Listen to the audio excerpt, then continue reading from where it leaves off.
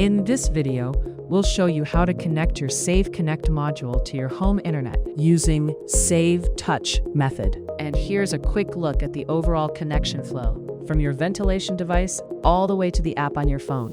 Today, we're focusing on the Save Touch method. If you'd like to see the other connection options, link to all connection methods videos are in the description below. Power off the Save unit. Open the connection box for easy access. Plug one end of the cable into the connection box and the other end into the Save Connect module. Power up the Save unit. Let's get started with setting up your device. First, on the home page, locate and press the menu button. From the menu, select the service option and then enter the service password when prompted. Now, navigate to the second page of the service menu. Select the Communication button, then choose WLAN Settings and proceed to scan for available networks. At this point, the Save Connect module should already be linked with the saved device.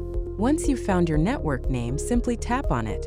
Next, enter your network password and press OK to confirm.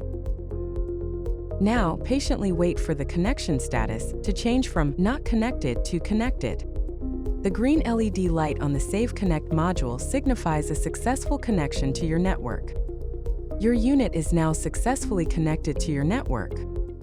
If you've executed all the steps correctly, your Save Connect should display a slow blinking green color. Slowly blinking green light indicates that Save Connect is successfully connected to the cloud. Blinking fast red light indicates that Save Connect is connected to your router but not to the cloud.